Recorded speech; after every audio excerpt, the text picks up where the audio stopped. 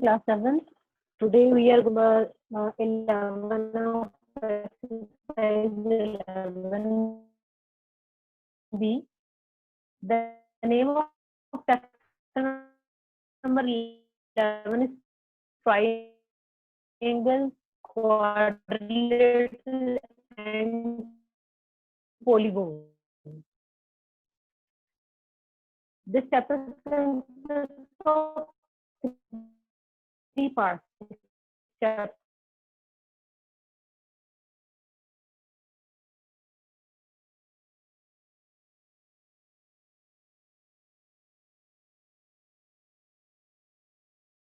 के 3 हिस्से होंगे। फर्स्ट में आप डिस्कस करेंगे ट्रायंगल को, जो कि आप ऑलरेडी हमें लास्ट सेशन में भी डिस्कस किया था। Triangle the basis of their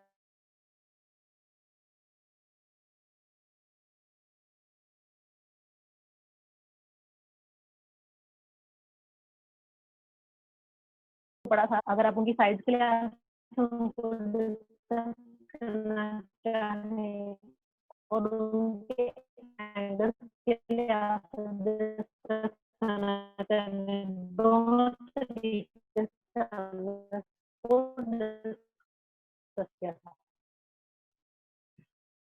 आज हमने पढ़ना है क्वाड्रिलेटरल के बारे में।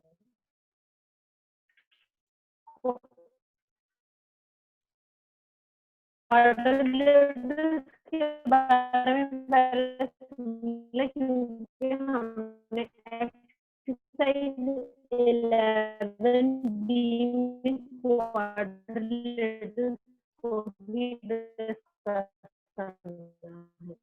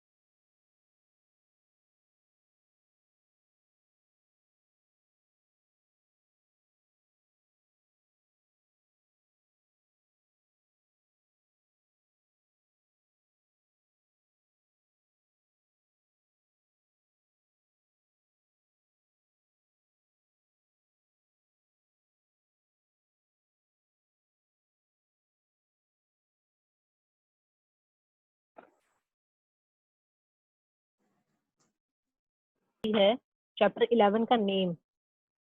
चैप्टर 11 का नेम का सही triangles, quadrilaterals and polygon. Triangle हम ऑलरेडी डिस्कस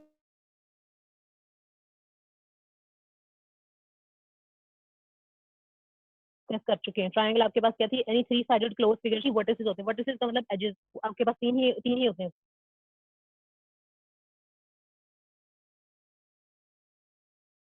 आज हमने डिस्कस करना है क्वाड्रिलेटरल्स के बारे में। टॉपिक आपके पास लिखना है भाई जी 11.2 क्वाड्रिलेटरल्स। तो जब भी क्वाड का मतलब आता है ना, तो क्वाड का मतलब होता है 4। जो फर्स्ट 4 लेटर्स लिखे हैं QUAD क्वाड, इसका मतलब क्या होता है 4।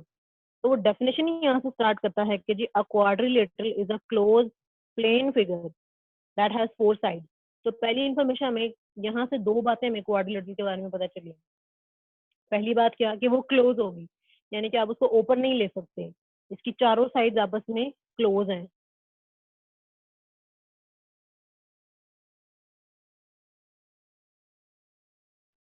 पहली बात ये हुई। दूसरी, 4 साइड्स होंगी उसकी, वो भी क्लोज, लेकिन उसकी साइड कितनी नहीं, लेकिन 4 के ऊपर आपके पास जो है वो 4 इंटीरियर एंगल बनते हैं। अब इसके अलावा जो आपको इन्फॉर्मेशन दे रहा है क्वाड्रिलेटरल के बारे में, वो क्या है, उसके डायगोनल्स के बारे में। दो ऑपोजिट वर्टिसेस को ज्वाइन करने वाली लाइन आपके पास क्या कहलाती है, डायगोनल कहलाती है। एक तो ये डायगोनल हो जाएगा, दूसरा ये डायगोनल हो जाएगा, इससे ज्यादा डायगोनल आपके पास नहीं हो सकते। क्योंकि जब आप क्वाड्रिलेटरल की बात कर रहे हैं, हम कह रहे हैं कि इसके अंदर हैं ही 4 वर्टिसेस, तो 4 वर्टिसेस में ऑपोजिट तो आपस में 2 ही होंगे। ये 2 ऑपोजिट हो जाएंगे जो आपस में ज्वाइन हो रहे हैं, और ये 2 ऑपोजिट हो जाएंगे जो आपस में ज्वाइन हो रहे हैं, तो आपके पास क्या कहलाएंगे, डायगोनल्स कहलाए जाएंगे। तो क्वाड्रिलेटरल के बारे में पहली चीज हमें पता चली कि क्लोज होगी, दूसरी के 4 साइड्स होंगी, तीसरी 4 वर्टिसेस होंगे, और चौथी चीज हमें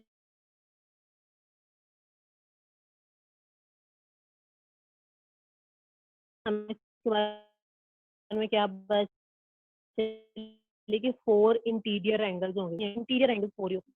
डायगोनल का आपको पता चल गया होगा कि जी ऑपोजिट वर्टिसेस को ज्वाइन करने वाली लाइन आपके पास क्या कहलाती है, डायगोनल कहलाती है।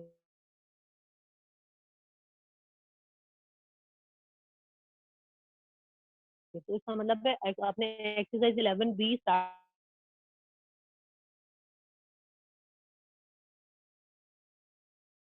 करने से पहले क्लोज, उसके बाद लिखेंगे डायगोनल, डायगोनल, डायगोनल के बाद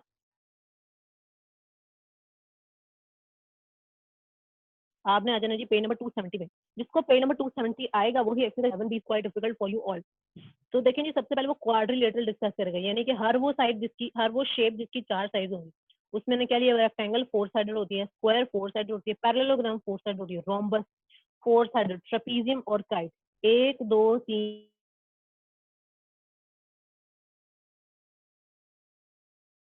3 4 5 6। उसने आपको 6 फिगर्स ऐसी बता दी है जो कि शेप्स आपको अब ऐसी बताई हैं जो कि क्लोज भी होंगी, जिनकी 4 साइड्स भी होंगी, जिनके 4 वर्टिसेस भी होंगे, और 4 इंटीरियर एंगल्स होंगे।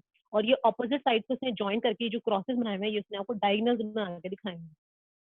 तो सबसे पहले हम डिस्कस करने लगे जी रेक्टेंगल को। रेक्टेंगल के बारे में जो बेसिक इन्फॉर्मेशन आप सबको होगी वो ये होता है कि जो रेक्टेंगल की 4 साइड्स होती हैं और इसकी ऑपोजिट साइड आपस में इक्वल होंगी। जस्ट लाइक ए बी जो लेंथ है वो सी डी के बराबर होगी, ये दोनों लेंथ आपस में क्या होंगी, इक्वल होंगी। इस तरह ए डी और बी सी ये दोनों आपस में बराबर होंगी, यानी कि आपस में जो ऑपोजिट फेसेस हैं वो आपस में क्या होंगे, इक्वल इन लेंथ होंगे। ये बेसिक इन्फॉर्मेशन आपको रेक्टेंगल के बारे में। अब रेक्टेंगल के बारे में जो एक और जो नई इन्फॉर्मेशन आपको पता लगने वाली है वो क्या है कि इसकी ऑपोजिट साइड्स आपस में इक्वल तो होती हैं, लेकिन ये आपस में पैरेलल भी होती हैं। जस्ट लाइक ये सिंगल एरो के पैरेलल है, A D is parallel to B C while A B is parallel to D C. इसका मतलब है इसमें 2 पेयर आ गए पैरेलल लाइंस के, ए बी पैरेलल हो गया है सी डी के, ए डी पैरेलल हो गया बी सी के। तो मतलब इसमें 2 पेयर ऑफ पैरेलल लाइंस आ गए। तो पैरेलल लाइंस के बारे में ये कह दे रहा 2 pair of parallel lines in rectangle. हम रेक्टेंगल को डिस्कस करें, opposite sides are equal in length and there are two parallel lines, 2 pair of parallel lines। अब equal sides के बारे में आपको वही बता रहा है कि opposite sides are equal in length, जो आपको बेसिक इन्फॉर्मेशन इसके बारे में पहले ही पता था। इंटीरियर एंगल, ये जो हर कॉर्नर के ऊपर एंगल बन रहा है, हर कॉर्नर के ऊपर जो एंगल बन रहा है वो इंटीरियर एंगल थे। उन इंटीरियर एंगल के बारे में क्या कह रहा है कि all 4 angles are right angle, यानी कि चारों के चारों जो एंगल्स होते हैं वो 90 डिग्री के होते हैं। Right angle is always 90। अब तो याद हो जाना चाहिए आपको के रेक्टेंगल के जो चारों के चारों इंटीरियर एंगल्स हैं वो 90 डिग्री के होंगे। 90 डिग्री की एक और निशानी क्या थी कि इसमें स्क्वायर बना होता है। 90 डिग्री उन्होंने शो किया था, तो स्क्वायर बनाया होता है, कर्व नहीं बनाई होती। और दूसरी सबसे अहम निशानी क्या है कि वो लाइन 90 डिग्री का एंगल हमेशा सीधा होता है। सीधा जो जा रहा है वो हमेशा किस एंगल होगा, 90 डिग्री का। तो हमें रेक्टेंगल के बारे में क्या क्या बातें पता चल गई हैं कि ये रेक्टेंगल एक क्वाड्रिलेटरल है, यानी 4 sided close plane figure whose opposite sides are equal. There are 2 pair of parallel lines and interior angles are right angle, और 4 interior angles are right angle। अब डायगोनल्स के बारे में, डायगोनल हमने क्या कहा था कि जो ऑपोजिट वर्टिसेस को ज्वाइन करेगा, यहाँ से सी जो है वो ज्वाइन हो रहा है ए से, मतलब है कि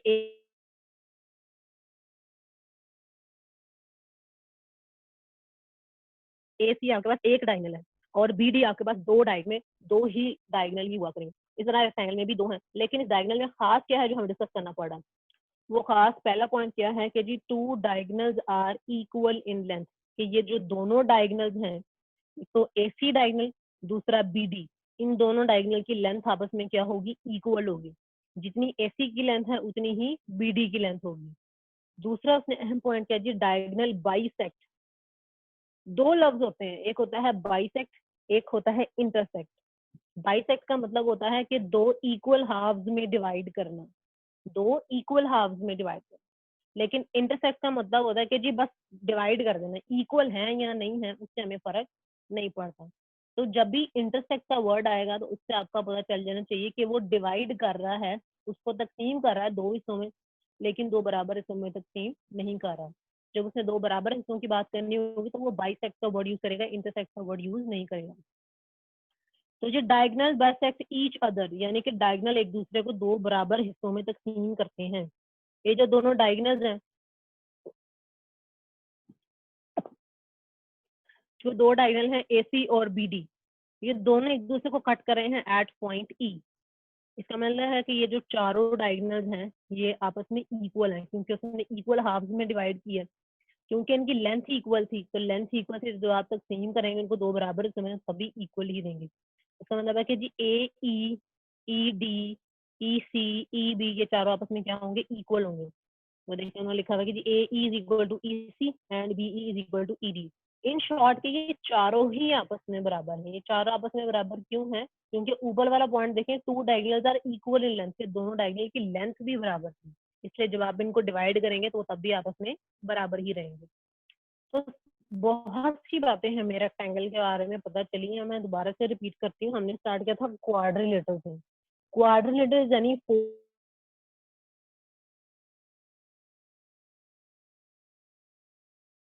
four sided close figure shape which has four sides, four vertical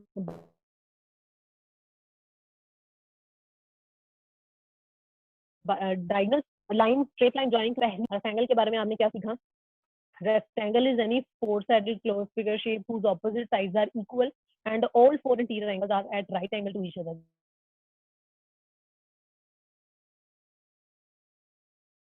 यानी कि चारों इंटीरियर एंगल जो है वो 90 डिग्री होते हैं। फिर हमने इसकी बात पढ़ी डायगोनल की लेंथ आपस में इक्वल होती है। और आखिरी चीज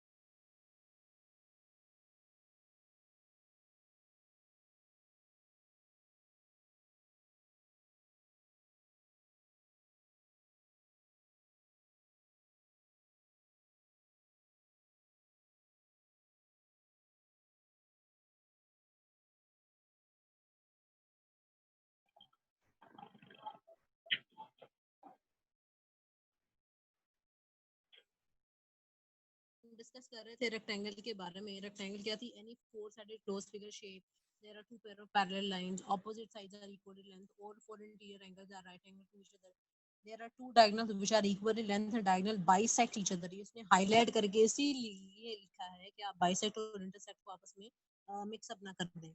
जी नेक्स्ट क्वाड्रिलेटरल जो हमने डिस्कस करनी है वो क्या है जी? स्क्वायर। स्क्वायर आपने बहुत पढ़ लिया हुआ है। स्क्वायर के बारे में जो सबसे पहली चीज आपको यही पता होगी कि रेक्टेंगल में सिर्फ आमने सामने की बराबर होती है, लेकिन स्क्वायर में all four sides are equal in length. Rectangle में हमने क्या था? There are two pair of parallel lines, सामने वाली आपस में एक दूसरे के पैरेलल हैं। डबल एरो के पैरेलल है, सिंगल एरो के पैरेलल है। इसका मतलब है कि दो पेयर ऑफ पैरेलल लाइंस हो गई हमारे पास इन अ स्क्वायर। स्क्वायर के अंदर भी देखें हर कॉर्नर के ऊपर उसने एक स्क्वायर ड्रॉ किया हुआ है। इसका मतलब है कि इसके चारों इंटीरियर एंगल जो है वो भी राइट एंगल के ऊपर ही है, और इसके डायगोनल्स भी आपस में, there are two diagonals again. हर क्वाड्रिलेटरल के अंदर दो ही डायगोनल्स बन सकते हैं, तो उसमें भी दो ही डायगोनल बने हुए हैं। दोनों डायगोनल की लेंथ बराबर होती है, और ये दोनों डायगोनल एक दूसरे को बाइसेक्ट करते हैं, यानी कि ये दोनों डायगोनल एक दूसरे को दो इक्वल हाफ्स में डिवाइड करेंगे। इसका मतलब है कि ए ई बी ई सी ई डी चारों आपस में इनकी लेंथ क्या होगी? बराबर होगी। सबसे अहम बात जो कि रेक्टेंगल और क्वाड्रिलेटरल में एक दूसरे से मुख्तलिफ है वो दो बातें। पहली बात क्या है कि रेक्टेंगल की चारों साइड्स बराबर नहीं होती, उसकी ऑपोजिट साइड्स बराबर होती हैं, जबकि स्क्वायर में चारों साइड्स बराबर होती हैं। दूसरी और सबसे अहम बात जो स्क्वायर और रेक्टेंगल में मुख्तलिफ होती है कि इसके भी डायगोनल बराबर होते हैं, इसके भी डायगोनल बराबर होते हैं। डायगोनल बाइसेक्ट कर रहे हो एक दूसरे को इक्वल हाफ्स में, यहाँ भी डायगोनल एक दूसरे को इक्वल हाफ्स में बाइसेक्ट कर रहे हैं। लेकिन जिस पॉइंट पे डायगोनल्स आपस में एक दूसरे को मिल रहे हैं, यहाँ पर मिल रहा पॉइंट ई पे, कोई खास एंगल नहीं बन रहा। लेकिन जब स्क्वायर में दोनों डायगोनल एक दूसरे को मिलेंगे तो वो 90 डिग्री का एंगल बनाएंगे। जब ये दोनों डायगोनल्स जो हैं आपस में मिलेंगे तो 90 डिग्री का एंगल बनेंगे। इसके इंटीरियर एंगल्स भी 90, इसके भी interior angles 90। Diagonals equal in length, diagonal equal in length. Diagonals are bisecting each other, diagonals are also bisecting each other. Two pair of parallel side, two pair of parallel side. लेकिन यहाँ पर क्या है कि diagonal आपस में 90 degree के angle पर मिल रहे हैं। यहाँ पर डायगोनल मिल रहे हैं लेकिन 90 डिग्री पर नहीं मिल रहे। तो देखें जी इन्होंने क्या लिखा हुआ है? पैरेलल लाइंस के there are two pair of parallel lines which we have already discuss, all four sides are of same the length, of the same length, all four angles are right angle. देखें दोनों बातें एक जैसी चल रही है। Opposite sides are equal and यहाँ पर ऑल फोर साइड्स, यहाँ पर एक डिफरेंस आ गया। दूसरा डिफरेंस क्या है? Two diagonals are equal in length, जबकि यहाँ पर भी पॉइंट ये था कि जी two diagonals are equal length. Diagonal bisect each other, bisect का मतलब क्या है कि इक्वल हाफ्स में डिवाइड करेंगे, ये भी बाइसेक्ट कर दे। यहाँ पर एक खास छोटी सी चीज उसने ऐड किया हुआ है कि जी एट राइट एंगल, डायगोनल एक दूसरे को इक्वल हाफ्स में डिवाइड करेंगे लेकिन वो 90 डिग्री में एक दूसरे पर मिलेंगे। रेक्टेंगल में 90 डिग्री पर मिलने की कोई शर्त नहीं थी। Diagonals bisect the interior angle, ये एक तीसरी चीज जो रेक्टेंगल और पैरेललोग्राम में, रेक्टेंगल और स्क्वायर में फर्क आ गया। अब इसका क्या है मतलब कि diagonal bisect the interior angle, के डायगोनल जब गुजरेगा तो वो इंटीरियर एंगल को भी दो इक्वल हाफ्स में डिवाइड कर देगा। इसका मतलब है कि ये जो लाइन गुजर रही है, ये वाली, ये जो डायगोनल गुजरा है, ये पहले 90 डिग्री का एंगल था। जब वो डायगोनल गुजरेगा तो वो उस एंगल को बाइसेक्ट कर देगा, इक्वल हाफ्स में डिवाइड कर देगा। तो 90 का इक्वल हाफ क्या हो जाएगा? 45। 45 इसका मतलब है कि नीचे वाला एंगल भी 45 रह जाएगा और ऊपर वाला एंगल भी 45 रह जाएगा, यानी कि ये वाला एंगल भी 45 हो जाएगा और लोअर एंगल भी 45 हो जाएगा। लेकिन ये बात सिर्फ किसमें? स्क्वायर में, जबकि हमने रेक्टेंगल में ये बात नहीं पढ़ी। रेक्टेंगल में डायगोनल गुजरता है लेकिन डायगोनल इंटीरियर एंगल को बाइसेक्ट नहीं करता। डायगोनल आपस में बाइसेक्ट करते हैं लेकिन स्क्वायर में आपस में भी बाइसेक्ट करेंगे और एंगल को भी बाइसेक्ट करेंगे। आई होप कि रेक्टेंगल और स्क्वायर में फर्क आपको पता चल गया होगा। रेक्टेंगल और स्क्वायर में फर्क तीन चीजों में आया है। पहली चीज क्या थी कि रेक्टेंगल में आपके पास ऑपोजिट साइड इक्वल थी, लेकिन स्क्वायर में ऑल फोर साइड्स इक्वल थी। जो हमने रेक्टेंगल पढ़ा था उसमें हमने कहा था कि जी डायगोनल आपस में बाइसेक्ट करते हैं इक्वल में, तो स्क्वायर में भी करते हैं। लेकिन स्क्वायर में फर्क क्या है कि वो आपस में बाइसेक्ट करेंगे लेकिन 90 डिग्री पे एक दूसरे को मीट भी करेंगे। रेक्टेंगल में हमने ये बात नहीं पढ़ी कि जो डायगोनल है वो इंटीरियर एंगल को बाइसेक्ट करेगा, जबकि स्क्वायर का जो डायगोनल है जब वो गुजरेगा तो वो अपने एंगल को भी दो बराबर हिस्सों में तकसीम कर देगा।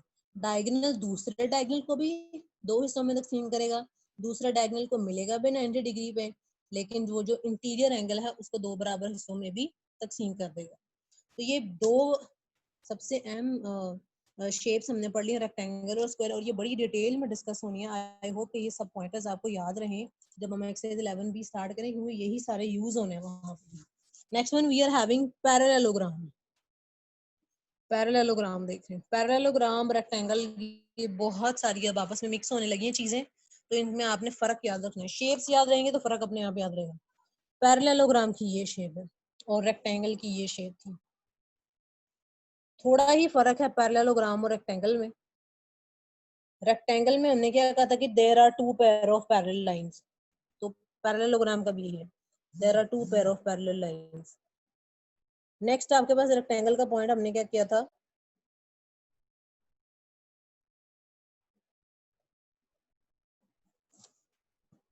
नेक्स्ट जो हमने रेक्टेंगल का पॉइंट डिस्कस किया था कि opposite sides are equal in length. Same is the case with the parallelogram that opposite sides are equal in length. इसकी भी ऑपोजिट साइड्स आपस में क्या होंगी, इक्वल। चारों बराबर नहीं है लेकिन ऑपोजिट बराबर है। नेक्स्ट जो हमने पढ़ा था इंटीरियर एंगल्स के बारे में, यहाँ पर फर्क आता है। रेक्टेंगल के all four interior are right angles, चारों कॉर्नर पे जो एंगल बन रहे हैं वो 90 डिग्री है रेक्टेंगल में, लेकिन पैरेललोग्राम में आपको 90 डिग्री शो नहीं हो रहा। तो ऑपोजिट एंगल्स आर इक्वल, उसने सिर्फ ये कहा है कि जो डी पे एंगल बन रहा है ये पूरा बी पे एंगल बन रहा है पूरे के बराबर होगा, ए पे जो एंगल बन रहा है पूरा वो सी पे पूरे बन रहे के बराबर होंगे। ये सारे आपस में क्या होंगे, ऑपोजिट सिर्फ बराबर होंगे, आपस में बराबर नहीं होंगे। ऑपोजिट ऑपोजिट आपस में एंगल्स बराबर होंगे, ऑपोजिट एंगल्स आर इक्वल। ये जो आपको लिखा हुआ pointer that opposite angles are equal. अगली चीज, diagonals bisect each other. Diagonal एक दूसरे को दो बराबर हिस्सों में तकसीम करेंगे। रेक्टेंगल में भी यही बात थी। रेक्टेंगल में एक और पॉइंट था कि दोनों डायगोनल्स की लेंथ एक जितनी थी, लेकिन पैरेललोग्राम में हमें कोई भी ऐसा पॉइंट नहीं मिलता कि जी डायगोनल्स की आपस में लेंथ इक्वल होगी, तो डायगोनल्स की पैरेललोग्राम में लेंथ आपस में इक्वल नहीं है।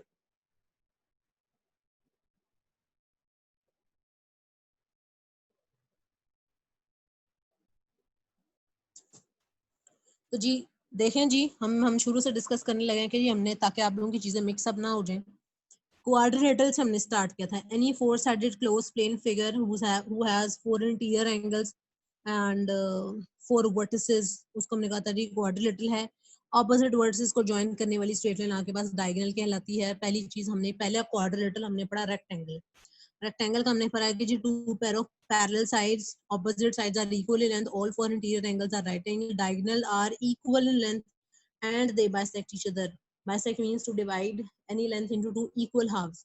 Square के हमने बारे में पढ़ा कि जी two pair of parallel lines, all four sides are equal in length, all two diagonals are equal in length, diagonal bisect each other at 90 degree and diagonal also bisect the interior angles. Parallelogram के हमने पढ़ा के बारे में पढ़ा, opposite sides are equal in length, two pair of parallel line, two pair of parallel lines, opposite sides, opposite angles are also equal. Opposite sides भी बराबर हैं और ऑपोजिट एंगल्स भी बराबर हैं, और डायगोनल्स की आपस में लेंथ भी बराबर है। रेक्टेंगल के बारे में नहीं हमने पता था कि रेक्टेंगल 90 डिग्री पे कट करता है, स्क्वायर करता है, लेकिन पैरेललोग्राम नहीं करता। पैरेललोग्राम के डायगोनल्स की लेंथ बराबर जरूर होती है, लेकिन वो एक दूसरे को जो है 90 डिग्री पे मीट नहीं करते। नेक्स्ट शेप आपके पास आ जाती है रोम्बस। रोम्बस, और जैसे कि हमने रेक्टेंगल और पैरेललोग्राम में सिमिलैरिटी नजर आई है, इस तरह हमें स्क्वायर और रोम्बस में सिमिलैरिटी नजर आएगी। स्क्वायर क्या था, two parallel of parallel lines, यहाँ पर भी two parallel of parallel lines, all four sides are equal in length, यहाँ पर भी all four sides are equal in length. Interior angles were equal in square and interior angles were at right angle to each other, but in rhombus interior opposite angles are same. Rhombus में क्या होगा, opposite angles are same. ये देखें rhombus में लिखा हुआ है कि जी opposite angles are equal, opposite angles are same. Square में हमने पढ़ा कि जी two diagonals are equal in length, जबकि रोम्बस में ऐसा नहीं होता। स्क्वायर में हमने पढ़ा कि diagonal bisect each other at right angle, same is the case in rhombus. Diagonal जो है वो आपस में एक दूसरे को बाइसेक्ट करेंगे एट राइट एंगल। डायगोनल यहाँ पे इंटीरियर एंगल को बाइसेक्ट करे थे, 90 डिग्री का इंटीरियर एंगल था तो उसको तकसीम करे थे दो बराबर हिस्सों में, यानी कि 45-45 में। रोम्बस में क्योंकि हमें इंटीरियर एंगल पता ही नहीं 90 है भी या नहीं भी है, हो भी सकता है नहीं भी हो जाएगा तो स्क्वायर बन जाएगी, नहीं होगा तो फिर वो रोम्बस रह जाएगी। तो रोम्बस में आपस में जो डायगोनल है वो इंटीरियर एंगल को बाइसेक्ट लाजमी करेंगे, लेकिन वो 90 को नहीं करेंगे कि 90 को 45 में डिवाइड कर दें, ऐसा नहीं होगा। आखिरी दो शेप्स आपके पास जी ट्रेपीजियम। ट्रेपीजियम में सिर्फ एक पेयर ऑफ पैरेलल लाइंस होता है। अब तक हमने जितनी भी शेप्स पढ़ी उसमें दो पेयर ऑफ पैरेलल लाइंस है, जबकि ट्रेपीजियम वो पहली वो शेप आई है जिसमें सिर्फ एक ही पेयर है पैरेलल लाइंस का।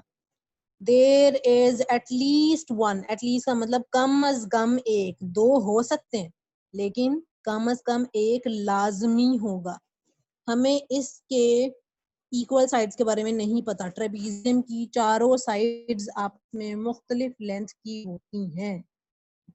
हमें सिर्फ ट्रेपीजियम के बारे में क्या पता है कि इसमें सिर्फ एक पेयर ऑफ पैरेलल लाइन आएगी, इसकी ऑपोजिट साइड आपस में बराबर हो भी सकती है, नहीं भी हो सकती, डायगोनल्स की लेंथ आपस में मुख्तलिफ होती है और सब कुछ इसका मुख्तलिफ होता है। ट्रेपीजियम के बारे में सबसे आसान चीज हमें यही पता है कि इसमें सिर्फ आपको एक पेयर ऑफ पैरेलल लाइन मिलेगा, इसके अलावा ट्रेपीजियम के बारे में हमें कोई भी इंफॉर्मेशन नहीं है। काइट, काइट जी पहले हमारे पास दो दो पेयर ऑफ पैरेलल लाइंस आ रही हैं, फिर ट्रेपीजियम तक आते आते हमारे पास एक पेयर आ गया। काइट तक आते हुए हमें कोई भी पैरेलल लाइंस का पेयर नहीं मिला। ऑपोजिट साइड्स में भी पैरेलल हो भी सकती हैं और नहीं भी हो सकती, जस्ट लाइक ये दो आपस में जो है वो पैरेलल हो भी सकती हैं और नहीं भी।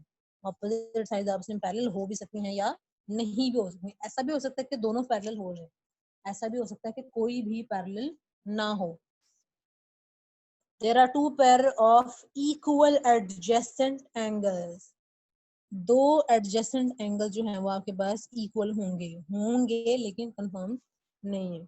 डायगोनल्स का टीचर दर एट राइट एंगल, ये देखें जी ये डायगोनल्स आ गए, ये दो डायगोनल ऑपोजिट साइड को जो ज्वाइन करे डायगोनल हो गए, तो ये आपस में 90 डिग्री पर कट कर रहे हैं। One diagonal bisect the interior angle, सिर्फ एक डायगोनल इंटीरियर एंगल को बाइसेक्ट करेगा। वो कौन सा डायगोनल है वो भी हमें उन्होंने बताया, दैट इज ADB, ADB और CDB। ये वो जो बड़ा वाला डायगोनल है वो बाइसेक्ट करेगा इंटीरियर एंगल को, यानी कि ये जो एंगल्स हैं ये वाले नीचे वाले, ये दोनों एंगल्स आपस में इक्वल होंगे और यहाँ से ये वाला एंगल और ये वाला एंगल, ये दोनों एंगल आपस में क्या होंगे, इक्वल होंगे इन ए काइट। तो हम पढ़ चुके हैं जी क्वाड्रिलेटरल्स के बारे में। क्वाड्रिलेटरल्स के बारे में अपना लेसन रिपीट करने लगी हूँ, तो आप लोगों के जो भी सवाल हैं प्लीज अपने जहन में उसको रिमाइंडर दे दें। सबसे पहले हमने पढ़ा जी quadrilateral. Quadrilateral is any four sided close plane figure who has four sides, four vertices and four interior angle. Diagonal के बारे में हमने क्या पढ़ा था कि straight line joining two opposite angles is called diagonal. अब क्वाड्रिलेटरल के बारे में सबसे इंपॉर्टेंट एमसीक्यू जो अक्सर पूछा जाता है, ये लिखा हुआ the sum of interior angle of any quadrilateral is 360। अगर आप किसी भी क्वाड्रिलेटरल के चारों इंटीरियर एंगल्स को ऐड करें तो आपके पास जवाब कितना आएगा, 360। जबकि ट्राइंगल के अंदर 3 एंगल थे, तीनों को ऐड करते तो जवाब हमारे पास आ रहा था 180। लेकिन अगर आप किसी क्वाड्रिलेटरल के चारों एंगल्स को ऐड करेंगे तो जवाब कितना आएगा, 360। उसकी वजह सुन वजह क्या, ये एक क्वाड्रिलेटरल ड्रॉ हुई थी, उसने ड्रॉ किया। जब आपने डायगोनल ड्रॉ किया ना तो आपके पास दो ट्रायंगल्स बन गए। इस ट्रायंगल के सारे एंगल्स को ऐड करें तो जवाब आएगा 180। इस ट्रायंगल के सारे एंगल्स को ऐड करेंगे तो जवाब आएगा 180। तो 180 टोटल कितने हो गए, 360। इसका मतलब है क्वाड्रिलेटरल्स के चारों एंगल्स को ऐड करेंगे तो जवाब कितना आना चाहिए, 360। ये बहुत इंपॉर्टेंट एमसीक्यू है। फिर क्वाड्रिलेटरल के बारे में हमने तफसील से पढ़ना शुरू किया। सबसे पहले हमने पढ़ी rectangle. A rectangle is any four-sided closed figure shape who has two pair of parallel lines, opposite sides are equal, and then all four angles are right angle. Diagonal bisect each other. Diagonal bisect the बस यही पढ़ा था। Diagonals are equal in length and diagonal bisect each other. Square. There are two pair of parallel lines. Opposite sides are equal in length. All four angles are right angle. Diagonals are equal in length. Diagonal bisect each other at right angle, and diagonal also bisect the interior angle. Parallelogram. There are two pair of parallel sides. Opposite sides are equal and opposite angles are equal. Not all four angles are equal. Opposite angles are equal. Diagonals bisect each other. Bisect करते हैं मतलब दो equal halves में divide करते हैं हम. Rhombus. There are two pair of parallel lines. All four sides are equal in length. Opposite angles are equal. Diagonal bisect each other at right angle, and diagonal also bisect the interior angle. Trapezium सबसे आसान. There may be one pair of parallel lines. Triangle. यहाँ पर दो pair of parallel line हो सकते हैं या नहीं भी हो सकते हैं, लेकिन यहाँ पर आपको दो pair adjacent sides के जरूर मिलेंगे, यानी कि ये आपस में equal है. सिंगल लाइन की लेंथ की इक्वल है, डबल लाइन की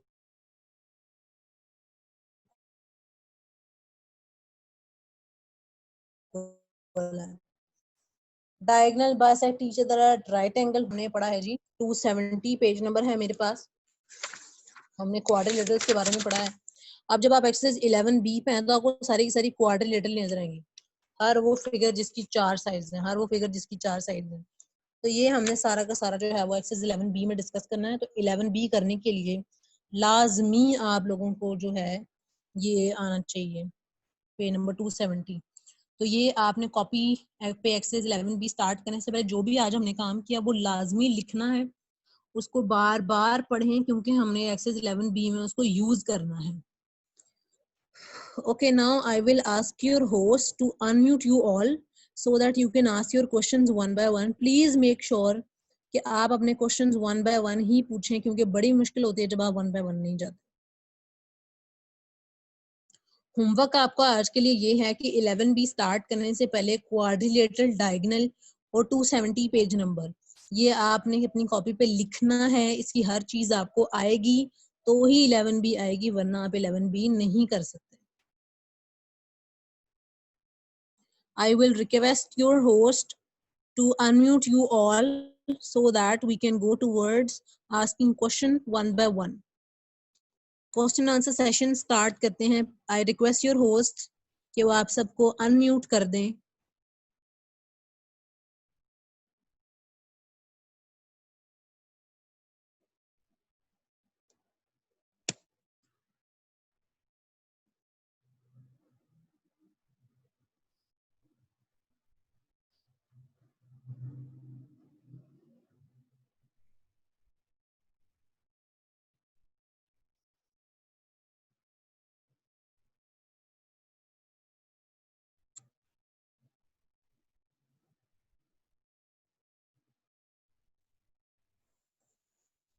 होस्ट से रिक्वेस्ट है कि प्लीज बच्चों को अनम्यूट कर दें ताकि हम उनसे सवाल पूछ लें, जो भी आप लोगों के कंफ्यूजन हैं वो दूर हो जाएं.